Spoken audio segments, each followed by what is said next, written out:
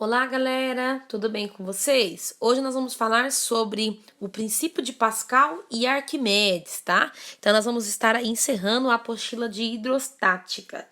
Bom, gente, como nós vimos anteriormente, praticamente nós estamos falando aí de líquidos, né? De pressão atmosférica dentro de um componente líquido.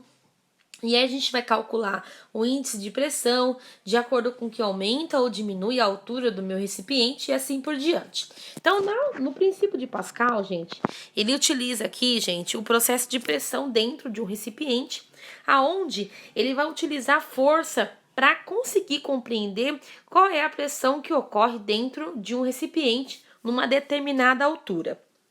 Então, nós temos aqui um recipiente aonde aumenta a pressão na superfície do líquido, que é transmitido para todos os outros pontos do líquido. Então, nós temos aqui um recipiente aonde tem uns processos de alavanca, aonde a força, de acordo com que a força vai aumentando sobre o meu recipiente, o meu sistema, né, ele vai ficando mais agitado, ele vai ficando com uma pressão um pouco maior. Então, nós temos aqui o embolo, de acordo com que a força vai chegando próxima aí do meu sistema A, as partículas vão ficando mais juntas e a minha pressão é maior. De acordo com o meu embolo aqui, a minha força, ela vai subindo, né? O recipiente, ela vai aumentando o seu espaço em relação ao sistema A, então eu vou tendo um aumento da minha altura e automaticamente a minha pressão, ela fica menor, né?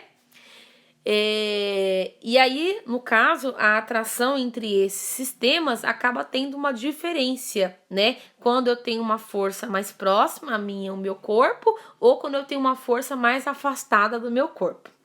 E aí nós vamos ter alguns cálculos para calcular esse processo, tá, gente? Normalmente, eu sempre vou utilizar a variação de pressão da superfície, né? Que é a força que está recebendo, e ela vai ser sempre igual à variação de pressão do meu embolo. Então, aquele processo onde ele está trazendo a força próxima da minha superfície, tá bom? Então, eu quero que vocês grifem aí, princípio de Pascal. Qualquer variação de pressão em um ponto de um líquido é transmitida integralmente para todos os outros pontos do líquido. Então, por mais que dentro do líquido eu tenha um ponto onde eu quero atingir, à medida que o embolo vai descendo, ela também vai tomando conta de todo o meu sistema, de todo o meu líquido, tá bom?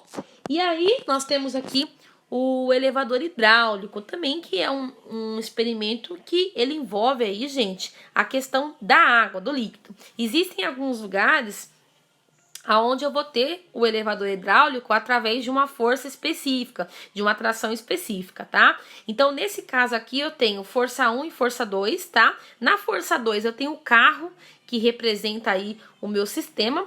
Dentro desse sistema, eu tenho óleo, aonde, de acordo com que a minha força 1, que é da minha área 1, ela vai aumentando, então ela vai ficando mais forte, ela vai ganhando espaço, o óleo, ele vai fazendo com que a força 2 aumente. Então, o meu carro, ele tende a sofrer esse impacto de força, tá bom? Se a minha força 1, ela diminuir, então a minha área também não vai ganhando espaço e a tendência é eu não gerar movimento, tá? Praticamente nulo. E aí eu tenho uma fórmula específica para calcular essa variação de pressão. Então, variação de pressão 1 é igual a variação de pressão 2. E aí, gente, vai determinar o que eu tenho no meu sistema. Se eu tiver duas forças, vai ser força 1 dividido pela área 1. Força 2 dividido pela área 2, tá bom? Aí eu vou ter aqui um processo de freio a disco, né? Quando eu utilizo aí dentro do setor automotivo, quando eu quero trocar aí esse freio, né? Esse disco, né? Essa pastilha, né? Que eles falam, né? Então eu vou utilizar uma alavanca, né? Uma mangueira aí, aonde ela vai girar esse disco, ela vai fazer um movimento nessa área. Então, de acordo com que eu utilizo a força, né? No pistão, ele vai gerando um movimento, né? No disco, na pastilha, e fazendo com que ela volte, né, que ela saia do seu estado de repouso. Então, toda vez que eu faço força em determinada região, eu vou estar fazendo um movimento, eu vou estar gerando um movimento. Então, a minha pressão, ela tende a aumentar e também, em alguns casos, ela tende a diminuir. E aí na página 17 e 18, depois a gente vai falar sobre esses exercícios, tá bom? Que vai ficar para vocês fazerem. E aí eu vou falar sobre o princípio de Arquimedes, tá? Então aqui nós temos 3 processos muito importantes que é legal a gente analisar, tá? Ele fala aqui, ó, porque uma pequena moeda de metal afunda na água, enquanto um transatlântico feito quase totalmente em aço consegue flutuar na água. Porque um balão de borracha, desses usados em festas infantis, sobe quando cheio de gás hélio? Porque a pessoa na figura 16 não afunda. Então, são algumas questões que é necessário você olhar e analisar. O mais importante é nós identificar, gente, o tipo de líquido que nós estamos trabalhando. Na imagem 16 aqui, nós estamos falando do Mar Morto, né? Então, lá eu tenho uma concentração muito grande de sal.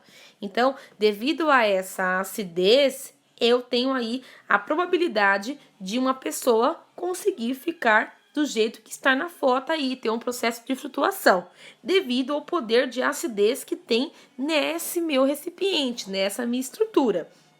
Tá? Então, tudo isso vai depender do meu líquido em que eu estou trabalhando. Qual é o sistema dele, qual é as características, quais são as propriedades que estão presentes nessa estrutura, tá bom?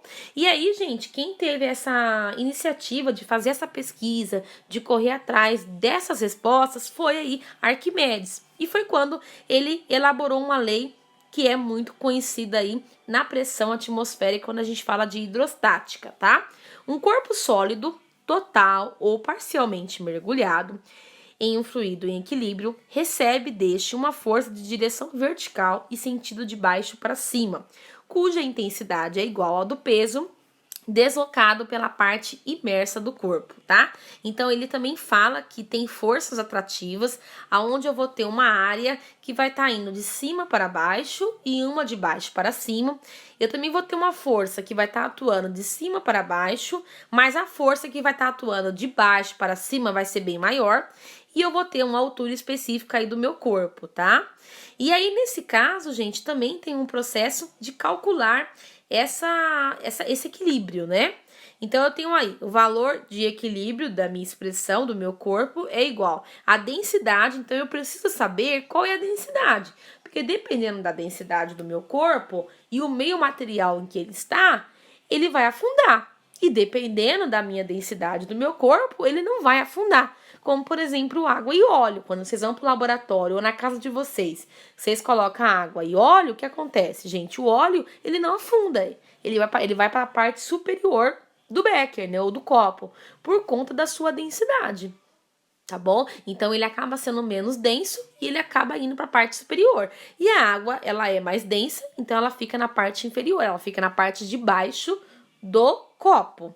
Então, eu vou utilizar aí o equilíbrio, que é igual a densidade vezes a gravidade, vezes o volume que tá aí sobre a água, tá bom?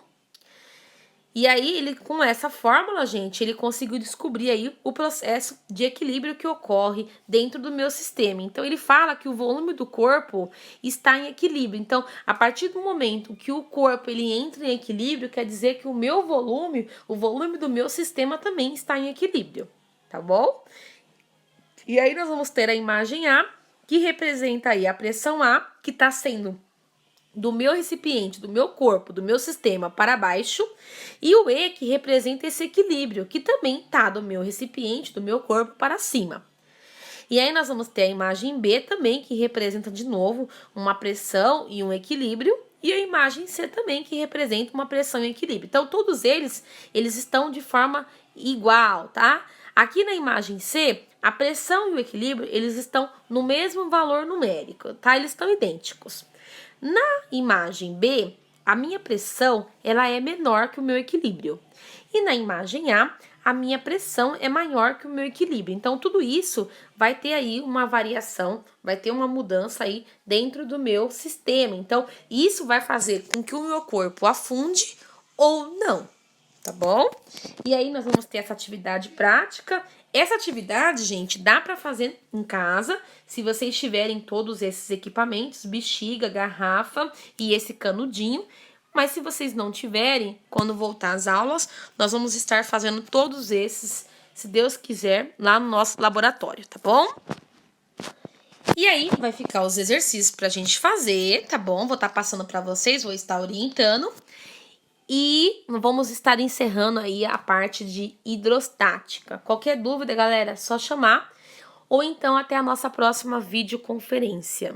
Muito obrigada.